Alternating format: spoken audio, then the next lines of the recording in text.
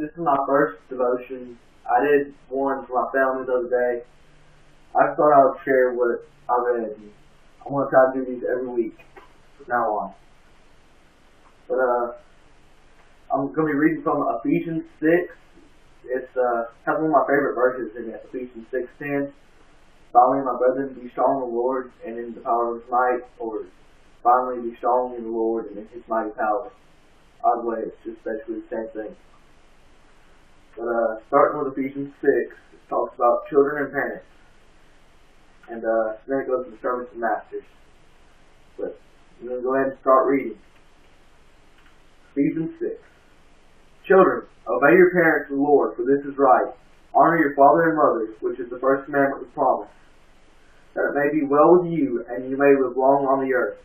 And you, fathers, do not provoke your children to wrath, but bring them up in the training and admonition of the Lord.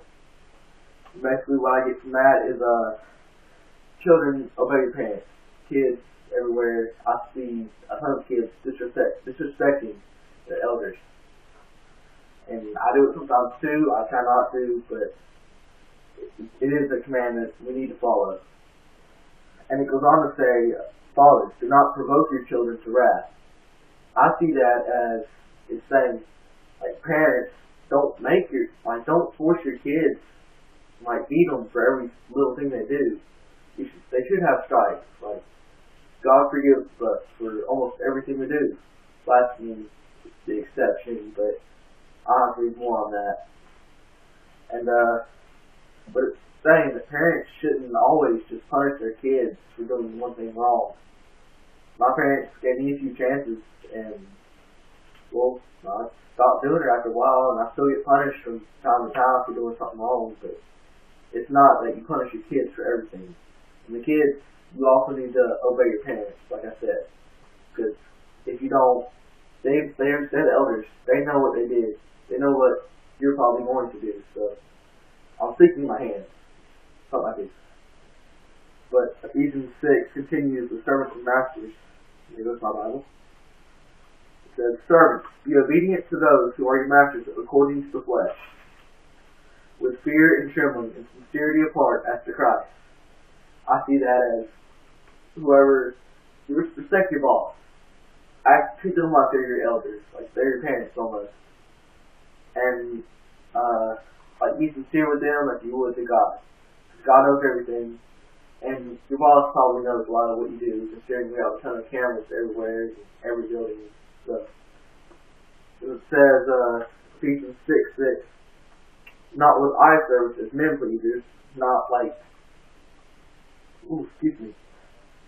being their little servants, like do everything they want you to do, just be there for them. And you, masters, do the same things to them, giving up threatening, knowing that your own master also is in heaven, that there is no partiality with him. And again, I see that as the way parents should treat children. Just give them a few chances. I mean, don't be the one always overbearing them, always overpowering them, threatening them. Just be there. Be able to look out for them, teach them what's going on, teach them how to fix it. And it goes into the whole armor of God, which we all should know that. I don't really know it that well, and I should. And I encourage you to be able to know it.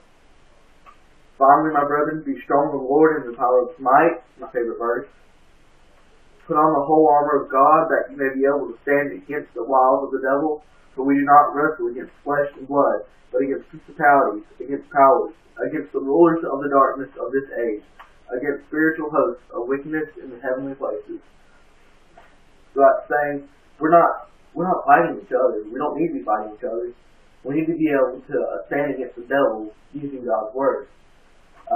We're using God because, well, God knows all about the devil. God basically sworn to send the devil to hell. So we should be able to trust God, considering He's more powerful. And yeah, that's pretty much all it is. It goes from the whole armor of God. I know I'm not exactly the best preacher, I guess you could say. But I do thank you for logging on, watching this video. Well, I don't know how many viewers I'm going to have, but I give thanks to all of you. I'll try to keep every one of my prayers. Just leave comments below the video, and on any questions you have, and on any videos you want me to submit from now on, like any special chapters or verses. I will be glad to do that. Thank you.